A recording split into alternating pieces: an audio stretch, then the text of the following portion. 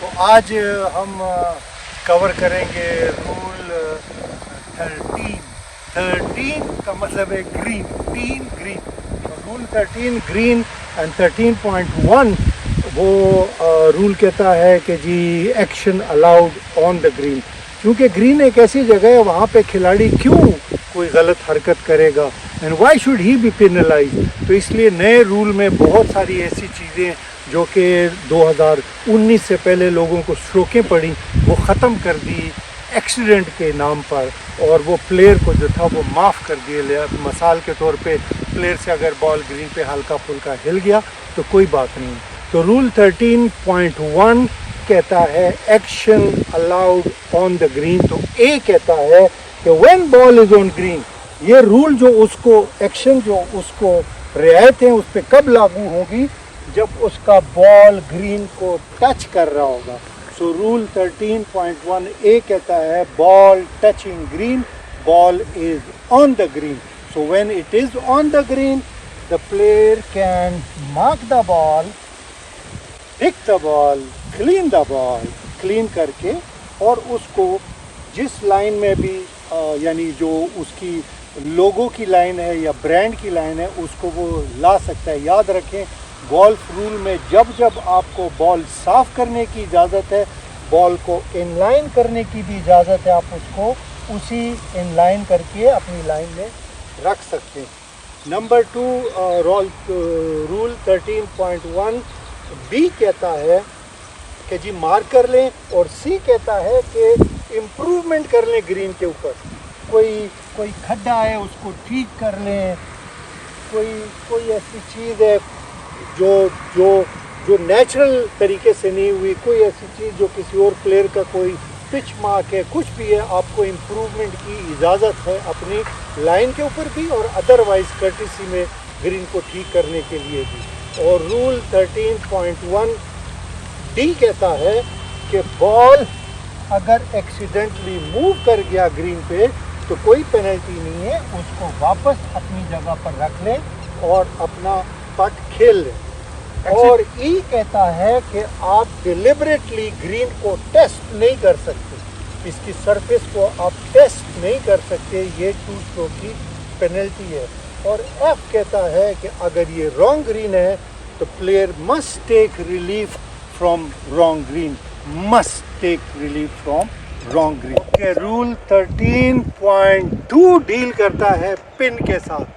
13.2 ए कहता है कि पट के वक्त डिसाइड कर ले प्लेयर कि उसने पिन को होल के अंदर छोड़ना है।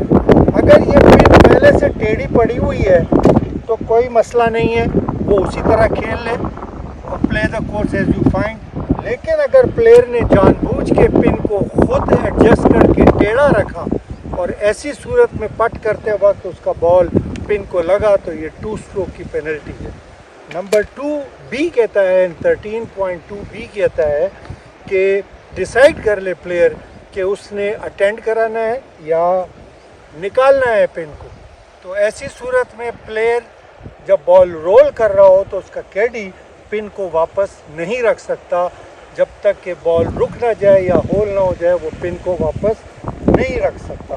और 13.2 सी कहता है कि क्या होगा अगर बॉल जो है इज़ रेस्टिंग, वो पिन का सहारा लेके रुक गया है। तो ऐसी सूरत में अगर बॉल यानी जो सरफेस है ग्रीन का उससे उसका कुछ पोर्शन नीचे है यानी होल के अंदर है, और जो वर्टिकल पोजीशन है बॉल की वो रेस्ट नहीं कर रही है पिन पे, वो पीछे है, क्योंकि ये सिचुएशन उस वक्त आ सकती है जब पिन टेढ़ी लगी हो पहले से, तो अभी ये नहीं पता होता कि ये बॉल है कहाँ।